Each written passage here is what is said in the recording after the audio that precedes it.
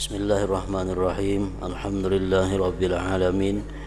Wa bihi nasta'in ala umuri dunya waddin. Wassalatu wassalam ala asyrafil anbiya wal mursalin sayyidina maulana Muhammadin wa ala alihi wa ashabihi ajma'in. Qala al-musannif al-imam hujjatul Islam Abu Hamid Muhammad bin Muhammad al-Ghazali rahimahullah wa nafa'ana bi ulumih. Bayanu hakikatil ikhlas. I'lam anna kulla syai'in yatasawwaru ayyashubahu ghairuhu fa idza safa an saubihi wa khalasa anhu summiya khalisa wa yusammal fi'lul musaffal mukhlas ikhlasa. Qala Allah ta'ala min baini parathi wa damil labanan khalisa sa'igan lisyaribin. Fa innama khulusul laban alla yakuna bihi syaubun minad dami wal parth wa min kulli ma yumkinu ay yamtazija bih wal ikhlasu yudadduhul isyraq faman laisa mukhlisan fahuwa musyrikun illa anna syirka darajat wal ikhlasu fit tauhid yudadduhu tasyriku bil ilahiyah wa syirku minhu khafiyyun wa minhu jali wa kadal ikhlas wal ikhlasu wa didduhu yatawaradani 'alal qalbi fa mahalluhul qalbu wa inna ma yakunu dzalik bil qusudi wan niyyat wa qad zakarna haqiqatan niyyat wa annaha tarji'u ila ijabatil bawa'its ila akhirih. Makna kalam Imam Al-Ghazali rahimahullah wa nafa'ana bi ulumih, penjelasan tentang hakikat ikhlas.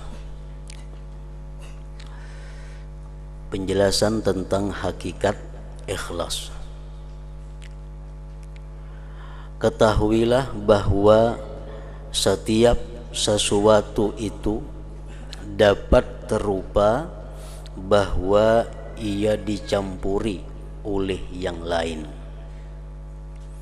Setiap sesuatu itu mungkin dicampuri atau bisa dicampuri oleh yang lainnya.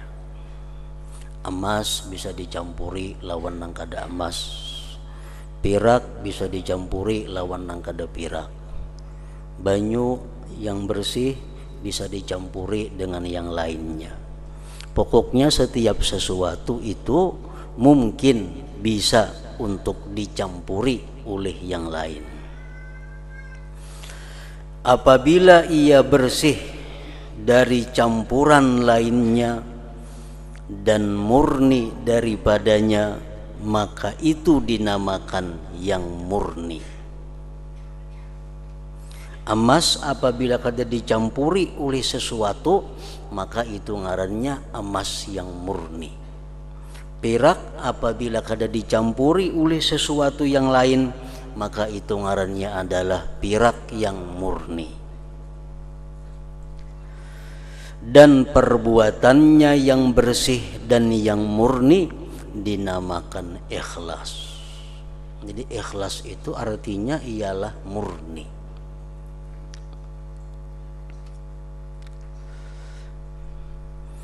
Sesuatu yang tidak ada campuran selain daripada sesuatu itu, maka dinamakan murni atau ikhlas. Allah Ta'ala berfirman, min baini parthi wa damil labanan khalisan sa'igan lisyaribin. Artinya berupa susu yang murni di antara kotoran dan darah yang mudah ditelan bagi orang-orang yang meminumnya. Nah, susu itu contoh. Susu itu adalah murni daripada darah dan daripada kotoran. Sehingga susu itu nyaman, mudah, bermanfaat diminum. Kalau susu itu sudah bercampur darah atau susu itu bercampur kotoran, maka susu itu jadi kada murni lagi.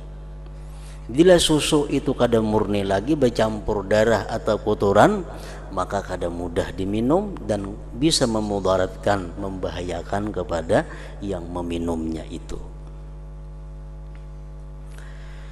Sesungguhnya kemurnian susu adalah bahwa tidak ada padanya campuran daripada darah dan kotoran dan dari setiap apa yang mungkin bercampur dengannya.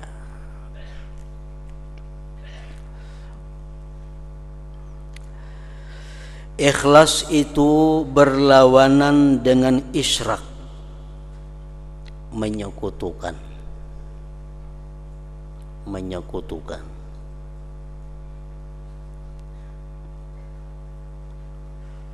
Murni lawanannya adalah bersekutu, bercampur. Barang siapa tidak ikhlas, maka ia adalah orang yang menyekutukan. Siapa-siapa yang beribadah kada murni, kada ikhlas, berarti dia menyekutukan. Hanya saja syirik itu beberapa tingkat. Syirik beberapa macam jenisnya. Maka ikhlas dalam tauhid, ikhlas dalam hal tauhid itu berlawanan dengan tasyrik, menyekutukan dalam hal ketuhanan. Orang beriman tapi imannya kada ikhlas, nah berarti orang ini musyrik ngarannya dalam ketuhanan. Seseorang masuk Islam atau beragama Islam karena menjunjung perintah Tuhan dan bercampur lagi karena yang lainnya, nah itu ngarannya kada murni, itu menyekutukan. Bila dalam hal ketuhanan menyekutukan itu, maka itu adalah musyrik.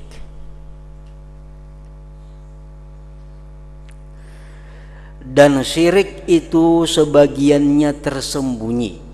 Ada syirik khafi, syirik yang tersembunyi, dan sebagiannya lagi jelas, syirik yang jali, yang nampak. Begitu pula ikhlas.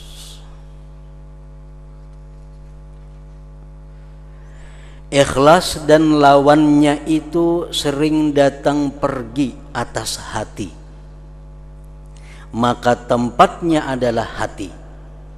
Syirik dan ikhlas itu tempatnya di hati. Kadang-kadang ikhlas datang, syirik datang, pulang pergi antara dua itu. Dan sesungguhnya demikian itu pada maksud dan niat. Ikhlas, syirik itu pada niat, pada maksud. Dan telah disebutkan hakikat niat, dan bahwa niat itu kembali pada memenuhi panggilan pendorong-pendorong.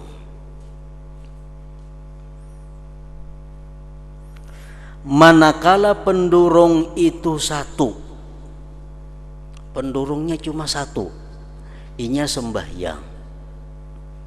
Kenapa maka sembahyang? Karena didorong oleh satu hal. Kenapa inya menuntut ilmu? Karena didorong oleh satu hal. Manakala pendorong itu satu, maka perbuatan yang timbul daripadanya dinamakan ikhlas, dengan dikaitkan kepada apa yang diniati. Jadi kada ada istilahnya selajur atau kebetulan, itu kada ada. Murni semata-mata satu. Aku hendak ke masjid sembahyang berjamaah, itu aja. Tujuanku hanya cuma hendak ke masjid sembahyang berjamaah. tujuan lain kadada. Nah itu ngarannya adalah ikhlas. Apabila tujuannya itu bercampur lain-lain, aku ke masjid sembahyang berjamaah sekaligus ini buliknya bertukar. Nah ini sudah bercampur, kada ikhlas lagi ngarannya.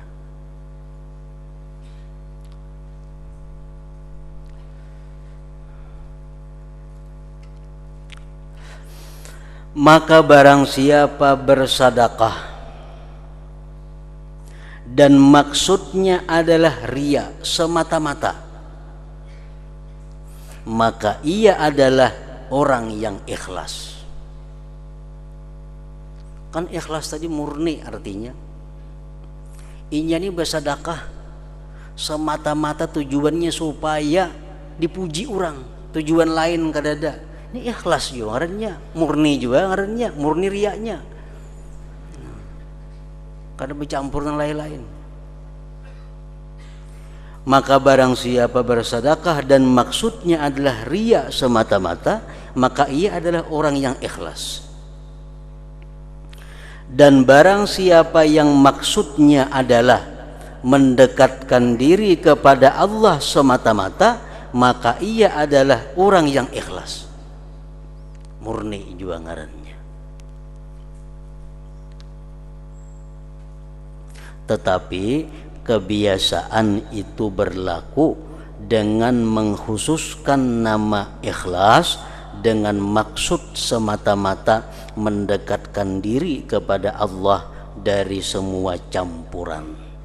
Nah itu sudah jadi adat, sudah jadi istilah. Bila ikhlas itu tujuannya adalah murni semata-mata mendekatkan diri kepada Allah. Padahal kalau dari segi bahasa, ikhlas itu artinya murni. Nang kada baik murni ikhlas juga, nang baik murni ikhlas juga. Itu dari segi bahasa, kata-kata bahasa Arab ikhlas. Nah dalam istilah agama, ikhlas itu hanya dipakaikan untuk sesuatu yang murni mendekatkan diri kepada Allah Subhanahu wa ta'ala, tidak bercampur dengan yang lain-lain.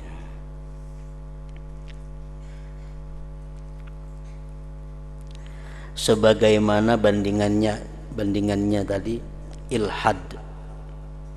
Ilhad itu ingkar, adalah ibarat dari kecenderungan. Ingkar. Ingkar itu bisa dipakaikan dia mengingkari kebenaran. Ingkar. Dia mengingkari kebatilan. Ingkar juga ngarannya.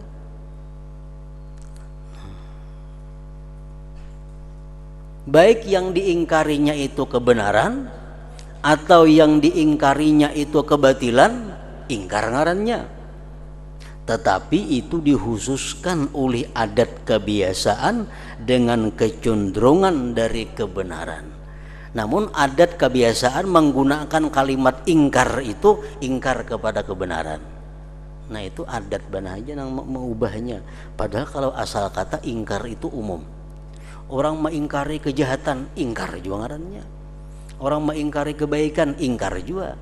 Tapi oleh adat kebiasaan dipakai ingkar itu biasa mengingkari kebenaran.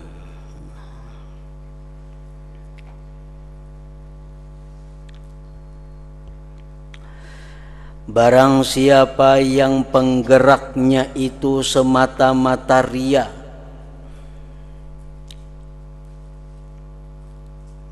inya bersedekah, inya beribadah, semata-mata tujuannya adalah supaya dipuji orang, supaya mendapat keuntungan duniawi, semata-mata itu, kada ada yang lainnya, maka ia menghadapi kebinasaan. Maka orang ini akan binasa. Bapahala kada, digantiakan Tuhan kada nang disedekahkan itu, dan di akhirat dia mendapat siksa karena riyanya itu. Barang siapa yang penggeraknya itu semata-mata riya, maka ia menghadapi kebinasaan. Jadi ada dua yang kita ketahui dengan jelas. Kalau kita beribadah semata-mata karena Allah, mendekatkan diri kepada Allah, selamat, beruntung, bahagia. Kalau kita beribadah semata-mata karena riya, semata-mata karena dunia, tidak ada yang lain, binasa. Nah, ada hal-hal yang kada jelas apabila dalam satu ibadah itu bercampur antara riya dan karena Allah. Nah, itu yang jadi masalah kaina.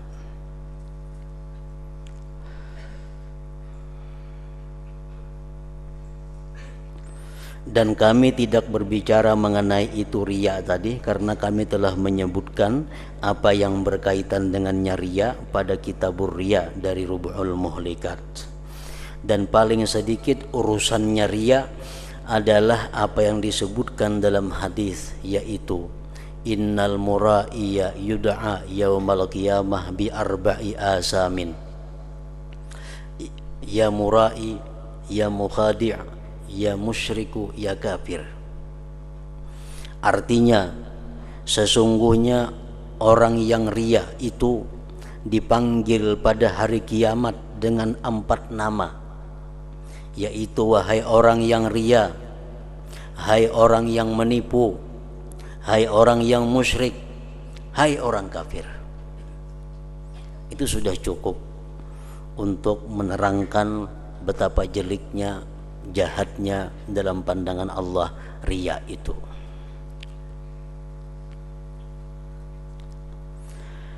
Sesungguhnya kami membicarakan sekarang tentang orang yang terbangkit, terdorong untuk tujuan mendekatkan diri, tetapi pendorong ini bercampur dengan pendorong yang lain. Ada kalanya dari riya campurannya, atau dari lainnya daripada bagian-bagian nafsu. Nah, ini yang dibahas dalam masalah ini, yang bercampur dalam satu perbuatan ibadah.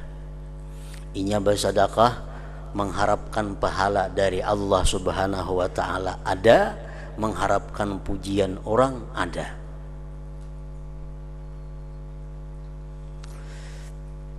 Contoh demikian adalah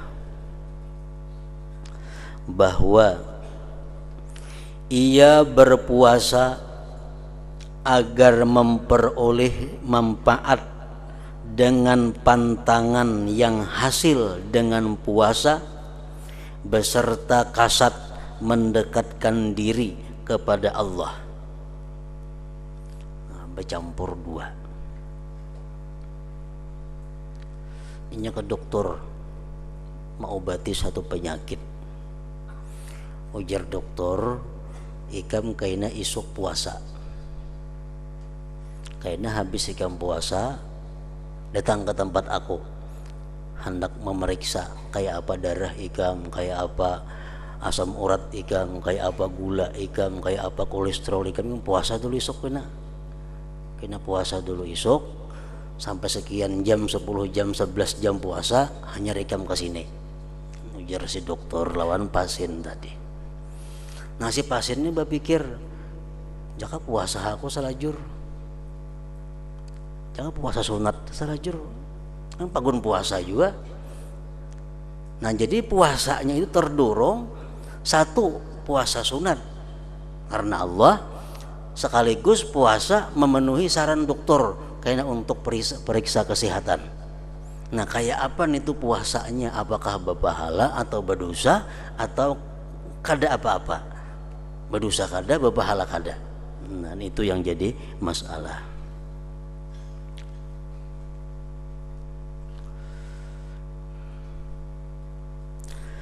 Atau contoh yang bercampur lagi, atau ia memerdekakan budak agar ia dapat terlepas dari ongkosnya dan kejelikan budi pekertinya. Orang ini beisi budak, beisi hamba sahaya. Kan hamba sahaya ini diberi makannya, ditanggung kehidupannya. Nah, hamba sahaya yang kita miliki ini orangnya budi pekertinya jahat. Orangnya kada kau diurus, kada kau ditata, maka ungkos haran. Ungkos haran diatur kada kawa orangnya. Pikir-pikir jaka dimerdekakan ranai sudah. Nah, apakah memerdekakannya itu berpahala atau kada? Nah, ini yang jadi masalah karena bercampur di situ.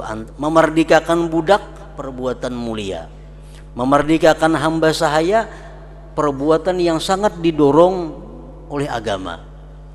Tapi tujuannya memerdekakan budak ini bukan semata-mata itu.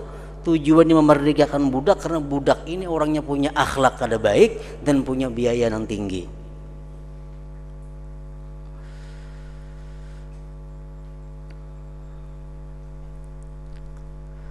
Nah, apakah berpahala memerdekakan budak seperti itu?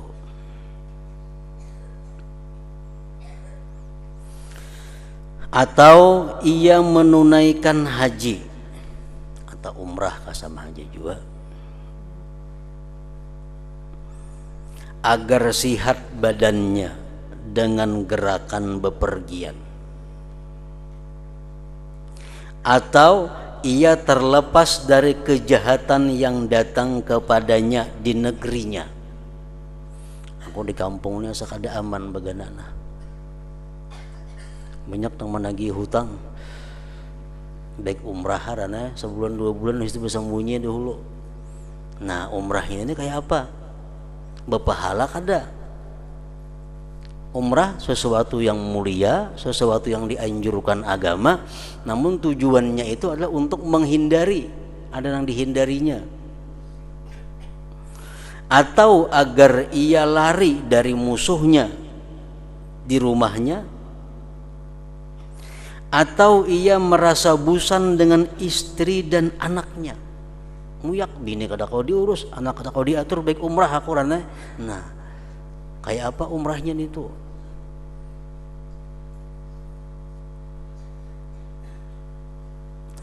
Atau dari kesibukan yang dihadapinya, lalu ia bermaksud istirahat daripadanya beberapa hari.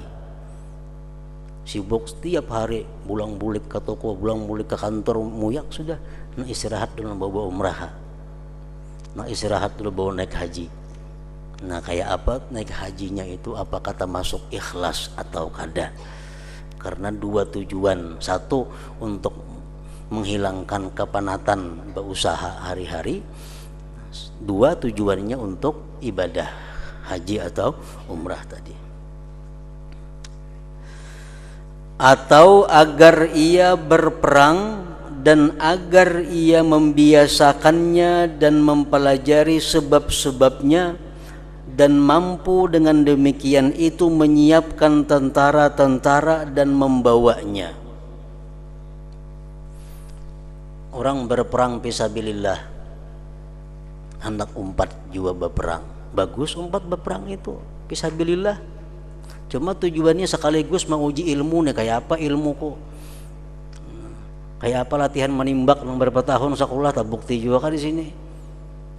Itu tujuannya sekaligus untuk memanfaatkan ilmu yang ada pada inya, sekaligus untuk ibadah berperang. Atau ia mengerjakan salat di waktu malam dan ia mempunyai maksud menolak kantuk dari dirinya agar ia dapat mengawasi keluarganya atau kendaraannya. Ini orang runda, kunyuk-kunyuk runda, jangan bawa sembahyang pada kunyuk-kunyuk umpamanya. Nah, sembahyang tapi sekaligusnya karena runda itu, karena mengawasi kampungnya, mengawasi tempatnya, jaga malam, bawa sembahyang malam sekaligus. Nah, apakah sembahyang malam itu berpahala atau kada? Bila kada rundanya, pernah kada sembahyang malam kada, jaga runda benham ini.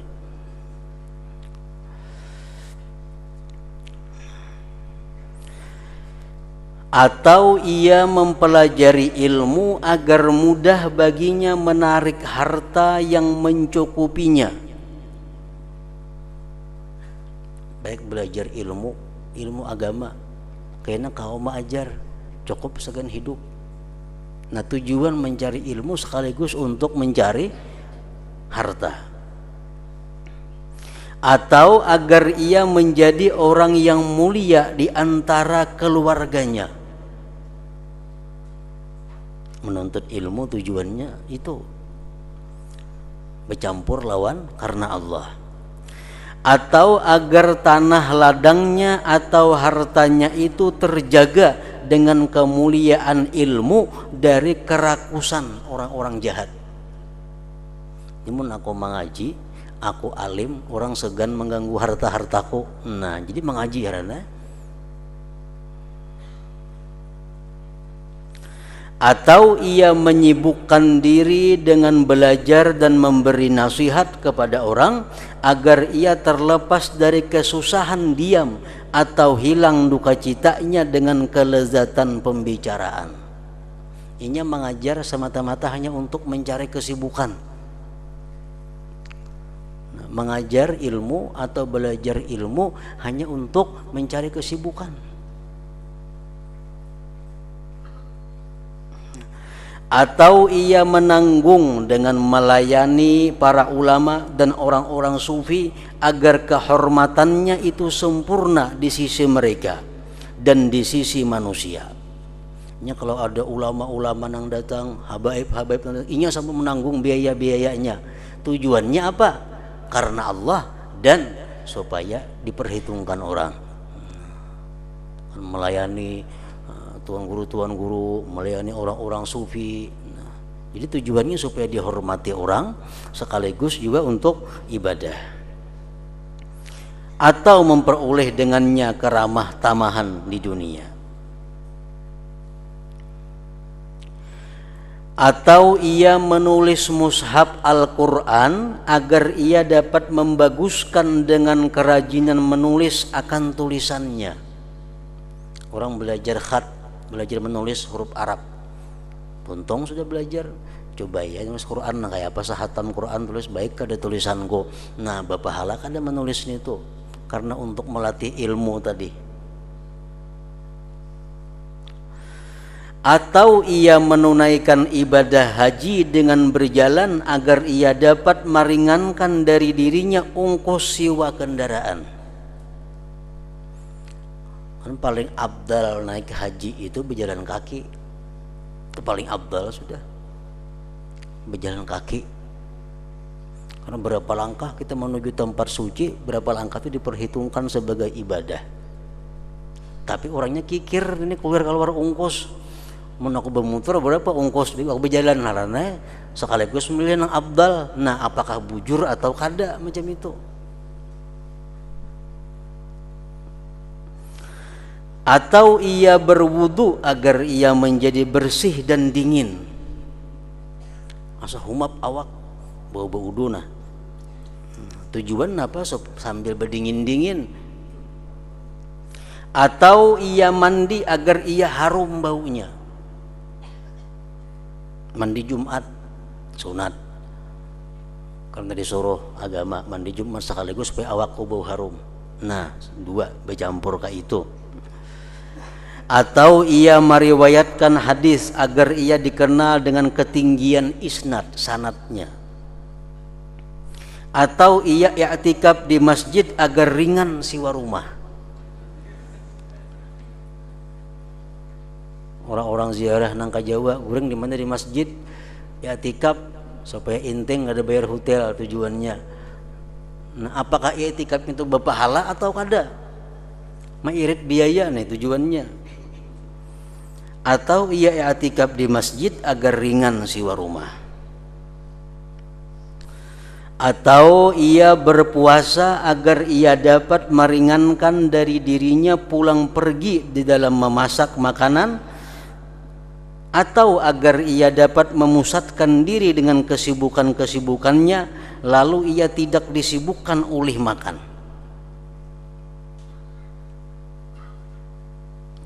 atau ia bersedekah kepada peminta-peminta agar ia dapat memutuskan kesangatannya dalam meminta dari dirinya. Orang ini mujil minta, nah beri nah muyak hampirnya minta-minta, nah kayak itu.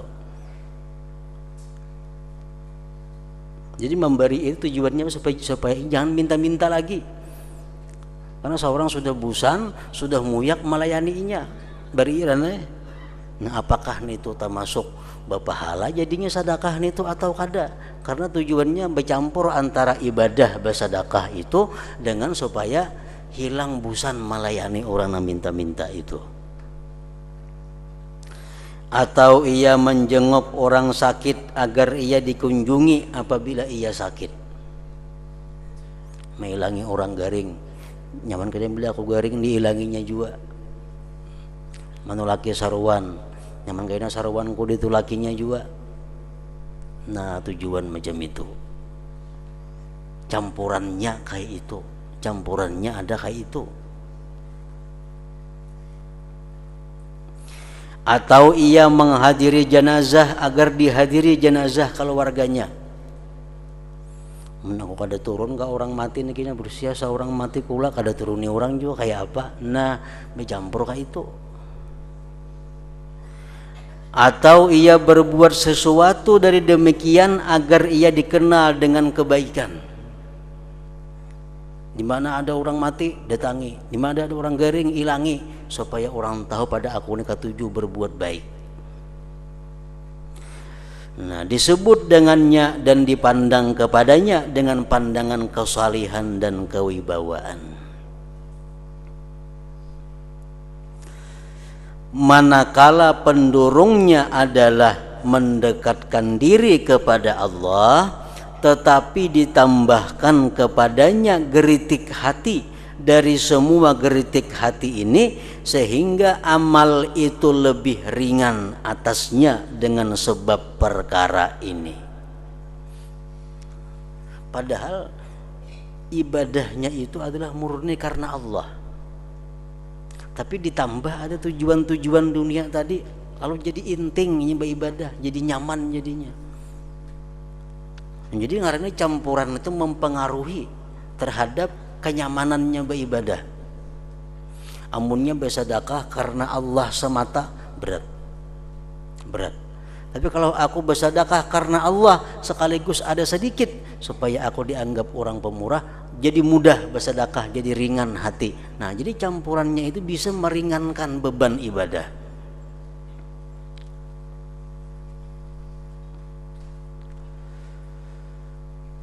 Sehingga amal itu lebih ringan atasnya dengan sebab perkara ini, maka amalnya keluar dari batas ikhlas.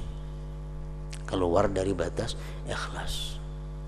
Sejauh mana campuran itu mencampuri niat kita.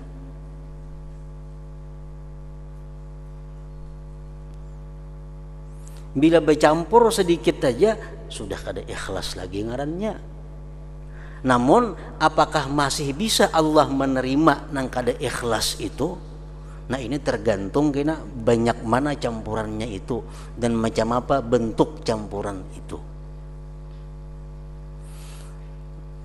Orang hendak naik haji umpamanya, hendak naik haji, tapi tujuannya ini memang ibadah, tapi sekaligus menghindari kebusanan dalam rumah, muyak dalam rumah sudah, baik bawa naik haji ya. Nah bercampur ngarannya. Lalu si busan ini campurannya sampai di mana?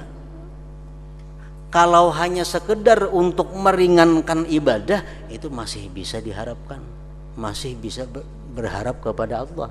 Tapi kalau bosannya ini merupakan pendurung nang menggerakkan inya berangkat haji, nah itu nang berat. Inya ini tahu berarti naik haji itu baik, cuma di rumah asal rame aja lagi, kada usah naik haji. Nah, berarti karena Allah kada cukup untuk naik haji itu menggerakkan inya. Tapi karena ibadah sekaligus juga karena inya muyak di rumah lalu berangkat. Nah, jadi pendurungnya bergampir dua sehingga terjadilah ibadah. Nah, ini nang berbahaya.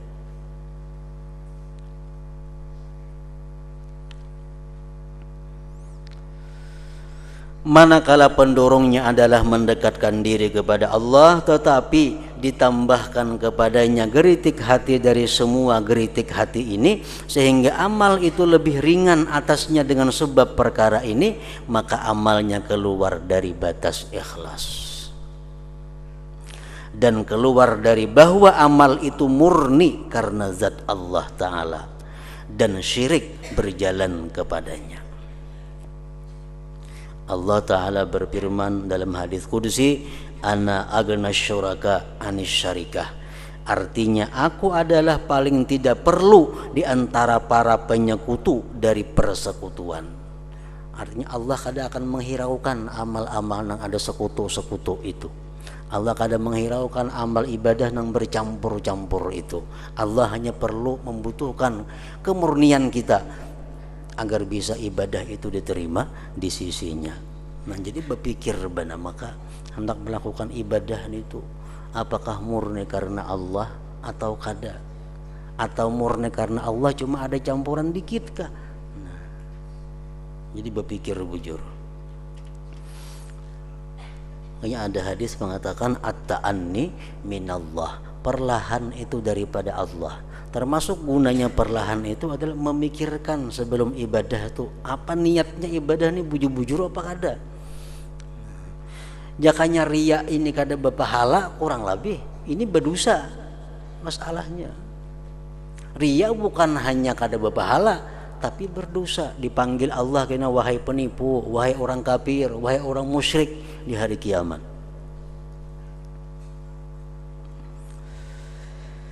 Manusia bertalian erat pada keuntungan-keuntungannya,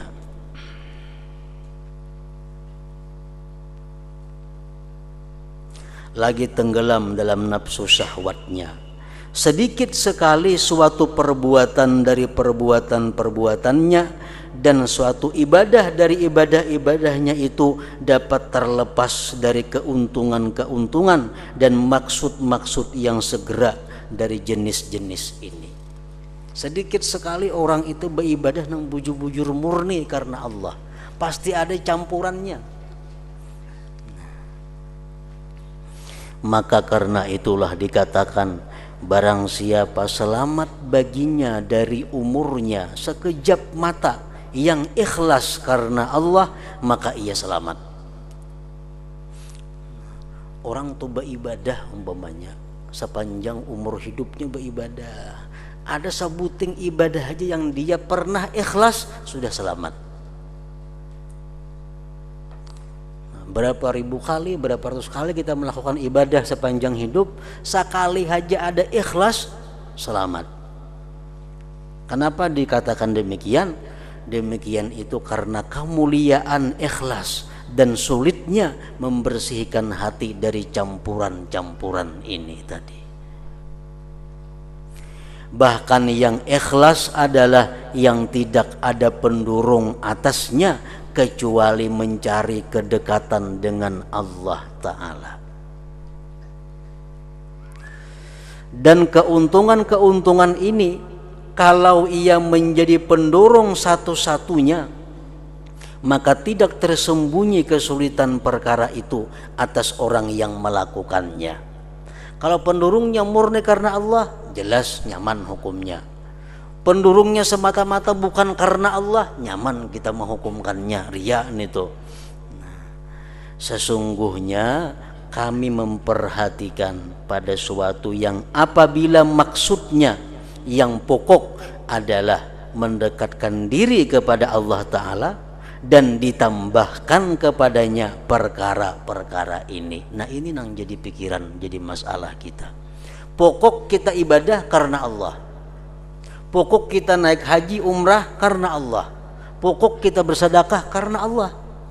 Tapi ada campuran-campurannya di belakang itu. Kemudian campuran-campuran ini ada kalanya berada dalam tingkatan muwafaqah, mencucuki, atau pada tingkat musyarakah, bersekutu, atau pada tingkat muawanah, membantu, sebagaimana telah terdahulu keterangannya pada niat.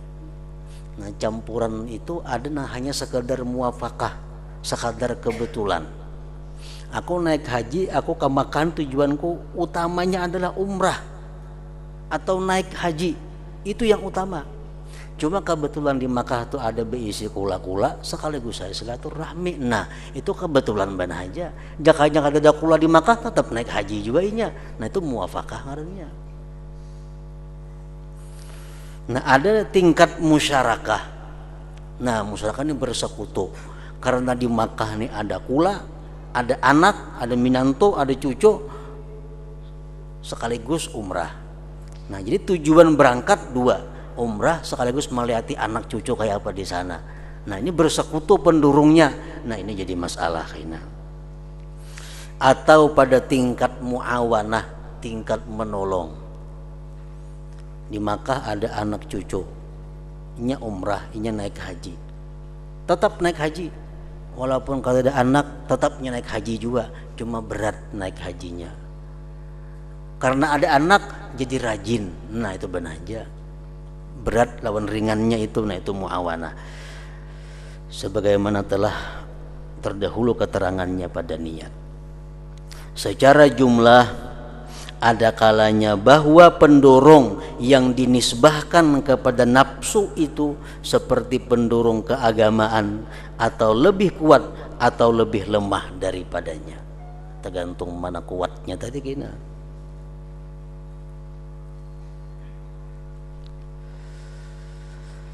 Sedikitnya dan banyaknya campuran-campuran tadi, sehingga padanya semata-mata pendorong keagamaan atau lebih kuat atau lebih lemah daripadanya. Mana nang kuat, pendorong ibadah kah atau pendorong mengilangi itu kah sekaligus tadi. Dan bagi masing-masing ada hukum yang lain sebagaimana kami akan menyebutkannya. Nah, kayak apa kayaknya kayak itu. Kalau kita beribadah itu karena Allah tapi salah jur di situ pas adan itu, nah jakanya inya kadada tetap aja juga menggawe ibadah. Nah, semacam itu muafakah ngarannya. Ada yang bersekutu 50% lalu tarangkat. Nah, ada yang hanya sekedar marajini lawan memberati. Karena ada inya lalu jadi rajin, inya kadada jadi rasa lapah, tapi tetap beribadah. Nah, 3 macam itu sebagaimana kami akan menyebutkannya atau menjelaskannya. Adapun ikhlas adalah memurnikan amal dari campuran-campuran ini semuanya.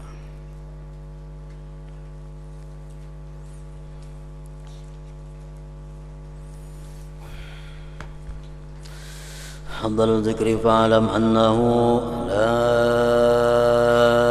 ilaha illallah Muhammadur Rasulullah, la ilaha illallah Muhammadur Rasulullah, la ilaha illallah Muhammadur Rasulullah, la ilaha illallah, la ilaha illallah, la ilaha illallah, la ilaha illallah, la ilaha illallah. Allahu Allah, Allahu Allah, Allahu Allah, Allahu Allah, Allahu Allah, Allahu Allah, Allahu Allah, Allahu Allah, Allahu Allah, Allahu Allah, Allahu Allah, Allahu Allah, la ilaha illallah Muhammadur Rasulullah, la ilaha illallah Muhammadur Rasulullah, la ilaha illallah Muhammadur Rasulullah, la ilaha illallah. Al-Fatihah ila hadratin Nabi wa alihi wasallam.